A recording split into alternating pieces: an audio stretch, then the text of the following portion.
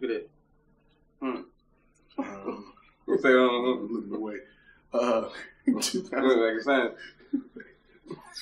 Ooh, Mr. Pike's the bite.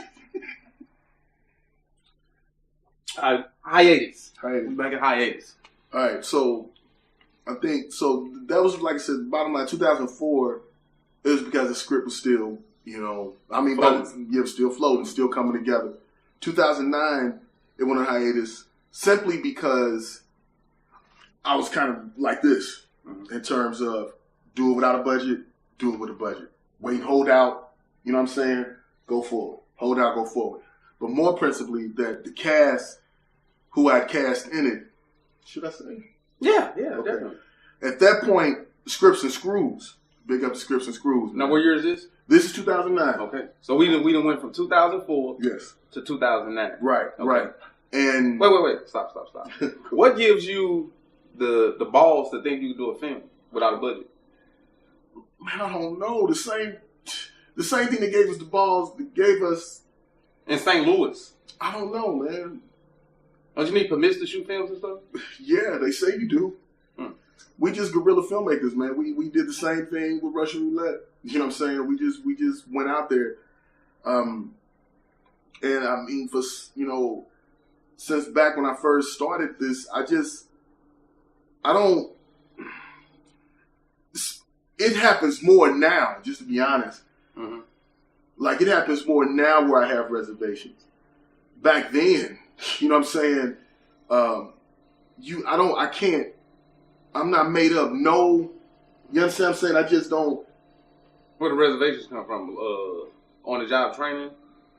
Learning from? Well, reservations now, I think, or any kind of reservations that you get, I think it's just part of growing older.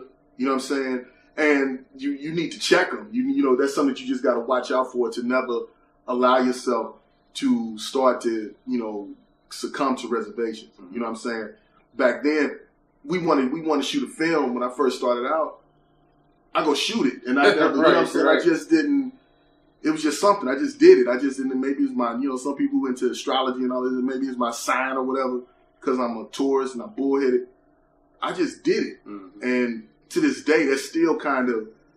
I still had it. If I want to do it, I'm gonna do it. Yeah. And. No permits. No permits. No, I don't do it. I'll do it on the job. I'll use the job. I mean, I don't know. I'm just kind of wired that way. All right, so let's flip to Scripts and Screws 2009. Scripts and Screws. Now, before we get to that, I gotta slow you down. Sure. Now, we have to let the audience know exactly, because when you say Scripts and Screws, that made me think of a great hip hop act from East St. Louis, Scripts and Screws. Y'all can Google them. Y'all can Facebook them.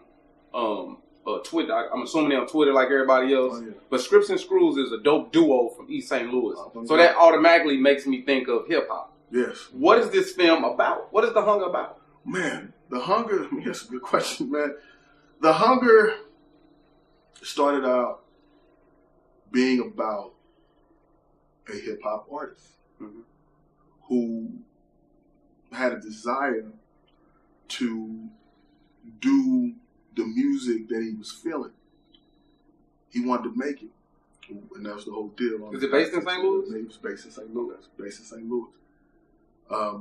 And those around him, namely his brother, his big brother Kimbe, and his best friend Daka, also see the talent. They want to make it too.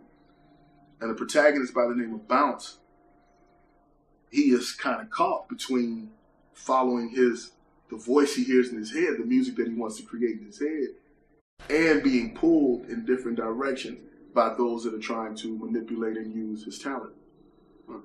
Now, it was based at that time, like it is now still, on the whole deal is about the flesh and about the 7 deadly sins. The motives? The motives.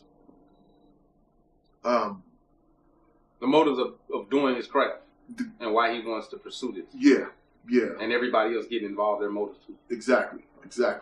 And because and so that's basically what it is. It's about, and I'm giving you the basic beginning of it, and it's bare in its essence in 2000 when the script, when I put the script together in 2004, and then subsequently began working on it. Wait. Now, you're a filmmaker. Yes. Mm-hmm. What's the fascination with hip hop and doing a film on hip hop? Well, hip hop, the hunger, that story, that particular story started from, I said, man, I was tripping off the power of music. And I was like, man, I wonder what would happen if somebody, the music that he did began to move people and change their moods and change their personalities. And I was conversing with a friend of mine, Robert Hood, who wrote the original story.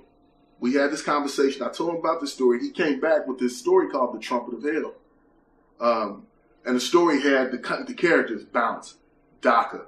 It had these names. Still 2004? This is 2003. Now we even further. We about maybe 2002. Right. We're about maybe 2002, 2003. Wow. At this point. So we had 10 years out now. Yeah.